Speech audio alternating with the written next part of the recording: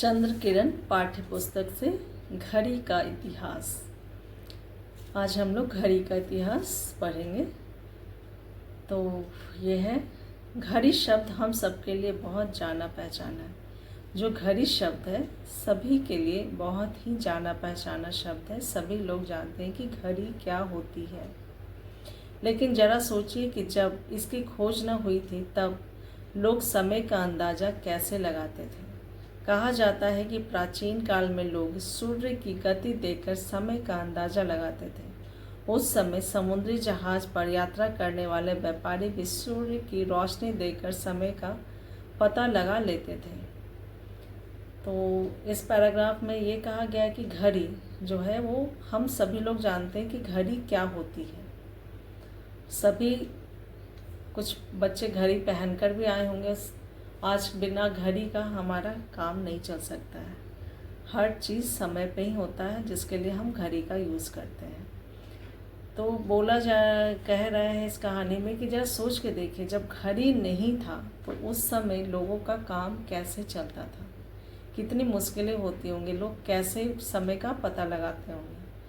तो बताया गया है कि प्राचीन काल में लोग सूर्य की गति को देखकर समय का अंदाज़ा लगाते थे। सूर्य की रोशनी को देखकर अंदाज़ा लगाते थे। सुबह की रोशनी थोड़ी कम होती है, धीरे धीरे वो बढ़ते हुए दोपहर आती है, फिर धीरे धीरे शाम हो जाती है। इस तरीके से वो अंदाज़ा लगाते थे कि कितना समय हुआ है। दुनिया की सबसे पहली धूप घड़ी मिस्र में बनाई गई थी, लेकिन यह घड़ी केवल सूर्य की रोशनी में ही समय बता सकती थी। दुनिया की सबसे पहली घड़ी जो बनी थी वो धूप घड़ी थी, जो मिस्र में बनाई गई थी, लेकिन यह घड़ी केवल सूर्य की रोशनी में ही काम करती थी। अंधेरा हो जाने के बाद यह घड़ी काम नहीं कर पाती थी। सूर्यास्त के बाद का समय बताने के लिए अनुपयोगी थी। ये बिल्कुल भी यूज़ में नहीं आती थी, प्रयोग में फिर नहीं आ पाते थे। जब तक सनलाइट रहता था, जब तक सूरज की रोशनी रहती थी, तभी तक ये घड़ी काम करती थी। सच ही कहा है कि आवश्यकता ही आविष्कार की जननी है। कहा गया है कि आवश्यकता ही आविष्कार की जननी है। जिस चीज़ की हमें ज़रूरत जब पड़ती है तब हम उसका आविष्कार करते हैं। मनुष्यों की इस आवश्यकता से 16वीं शताब्दी में जल घड़ी का आविष्कार हुआ। जल घड़ी का आविष्कार हुआ 16वीं सदी में।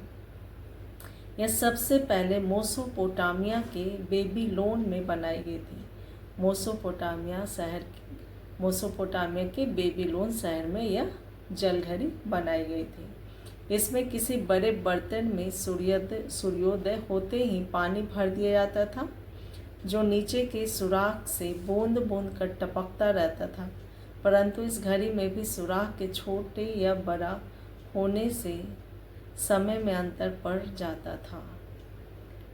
मेसोपोटामिया के बेबीलोन शहर में जल घड़ी का आविष्कार किया गया था। इसमें एक बड़े से बर्तन में सूर्योदय के समय पानी भर दिया जाता था और उसमें छेद था, वहाँ से बूंद बूंद करके पानी निकलती थी। इस तरीके से वो लोग समय का पता लगाते थे। इसके बाद रोम में रेत घड़ी बनाई गई। जल घड़ी के बाद रोम में रेत घड़ी बनाई गई। रेत मतलब बालू, आप लोग सभी जानते ही हैं कि रेत मतलब बालू होता है। यह घड़ी डमरू के आकार की थी। आप लोगों ने देखा भी होगा। इसके अलावा मोमबत्ती के जलने, रस्सी के सुलगने और लैंप में तेल खत्म होने के आधार पर भी घड़ियाँ बनाई गई थी। तरह तरह की डिज़ाइन की भी घड़ियाँ बनी थी।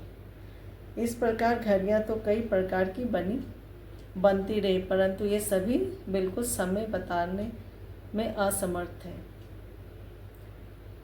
समय समय पर तरह तरह की घड़ियाँ बनती गई, लेकिन कोई भी बहुत ही सही समय बताने वाली घड़ी नहीं बनी। हर टाइम जो सही समय बता सके ऐसी कोई घड़ी नहीं बन पाई थी अभी तक। कल पुर्जों से चलने वाली घड़ी कब और किसने बनाई यह कहना मुश्किल है। मशीन के द्वारा घड़ी का आविष्कार कैसे किया गया ये बताना मुश्किल है, किंतु जिस तरह की घड़ी हम आज पहनते हैं वैसे ही पहले घड़ी पहनने वाले पहले आदमी थे प्रसिद्ध फ्रांसीसी गणितज्ञ और दार्शनिक ब्लेक पास्कल।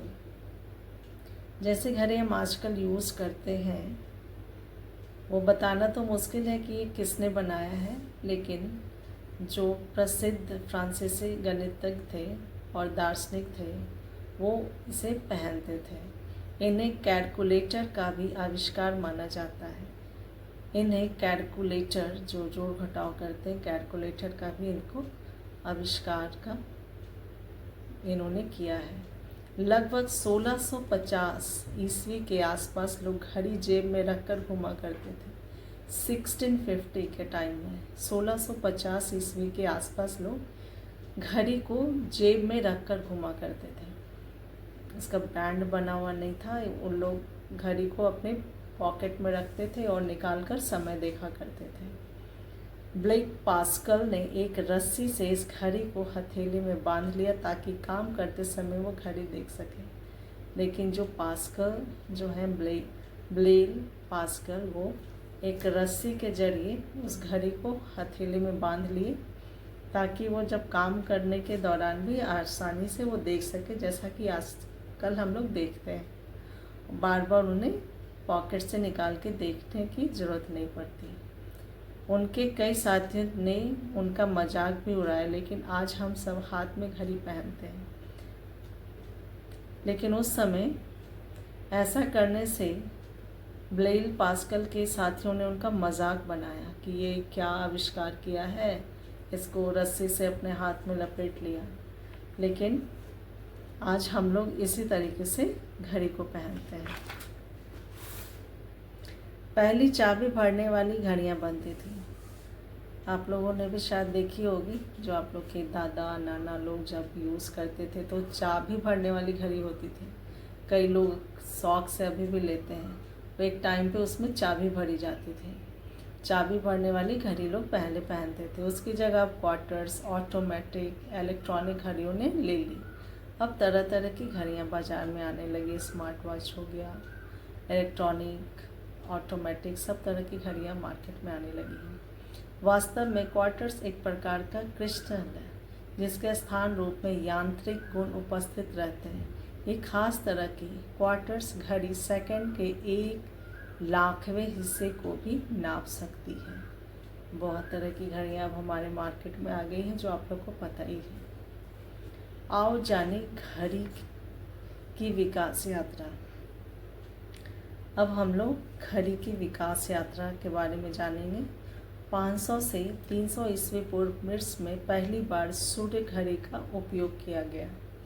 400 ईस्वी पूर्व ग्रीस के लोग पत्ती की घड़ी से समय का पता लगाने लगे थे, पत्ती से लगाते थे। 1980 ईस्वी में राजा एफेंड जलती हुई मोमबत्ती से समय का निर्धारण करते थे।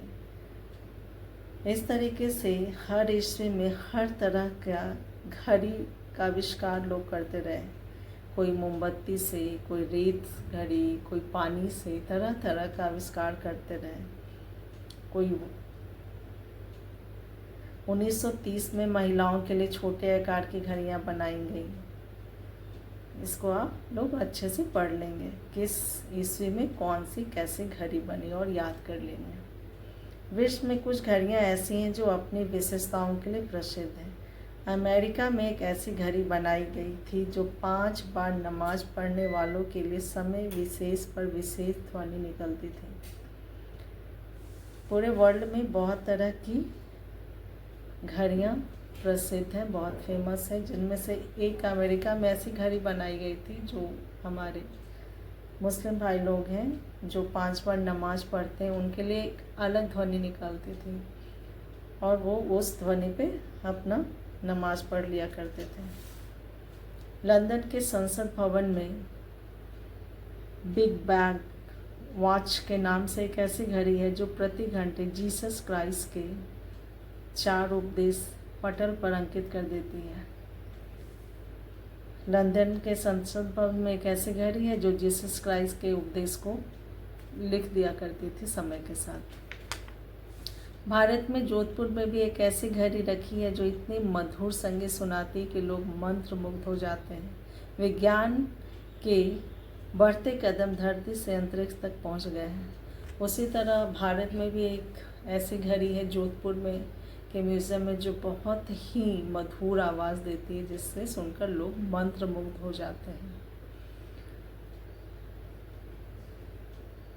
कदम धरती से अंतरिक्ष तक पहुंच गए हैं। लोगों ने बहुत तरक्की की, आज अंतरिक्ष तक लोग पहुंच गए हैं। कुछ भी अनजान अब नहीं रहा कहीं पे भी। वहाँ भी परमाणु घड़ियाँ उपग्रह की स्थापना के समय काम आती है। परमाणु घड़ियों पर तापमान, गुरुत्वाकर्षण और वायुमंडल के दबाव का कोई प्रभाव नहीं पड़ता। परमाणु घड़ियों पर तापमान, गुरुत्वाकर्षण और वायुमंडल का किसी तरह का कोई दबाव नहीं पड़ता है। घड़ियों के आविष्कार ने ही मानव को समय के साथ चलना सिखाया है और उसने भी समय का आदर किया।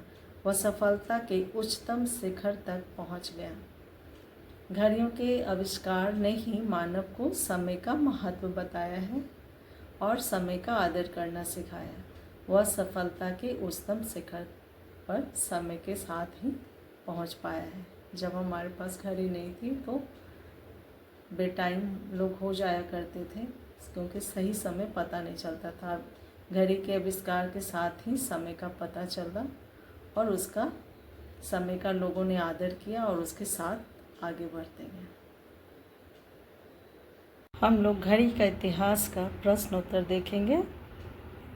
घड़ी के इतिहास का पहला प्रश्न है, प्राचीन काल में व्यापारी समय का पता कैसे लगाते थे?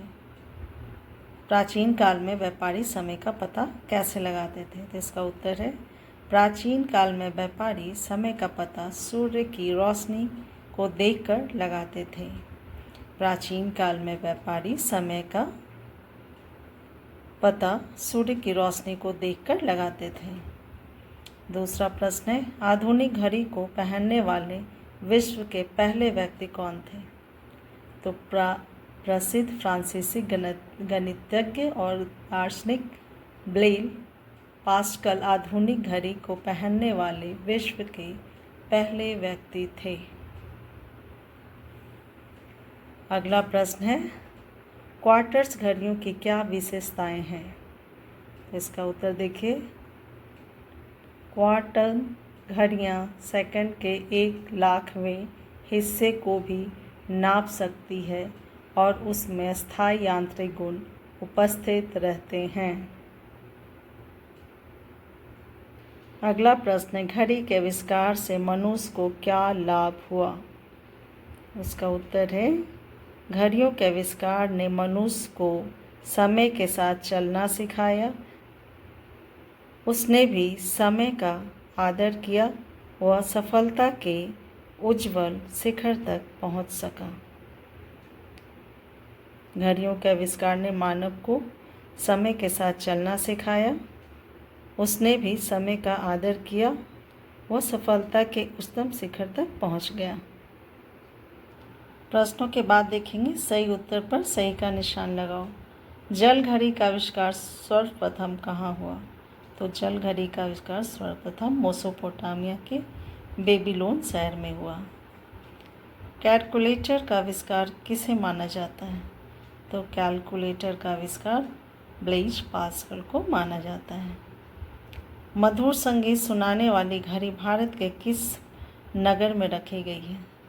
तो मधुर संगीत सुनाने वाली घड़ी भारत के जोधपुर नगर में रखी गई है। आगे मिलान करना, उसे देख लीजिए। 1657 ये तो बताया हुआ है, पहली पेंडुलम घड़ी का निर्माण हुआ। 1868 पहली रिस्ट वॉच का आविष्कार। 1902 पहली ओमेगा रिस्ट वॉच बनी। 1927 में पहली वाटर रेसिस्टेंस घड़ी का। 1946 सबसे पतली घड़ी का निर्माण हुआ और सबसे लास्ट 1957 पहली इलेक्ट्रॉनिक वॉच का निर्माण हुआ।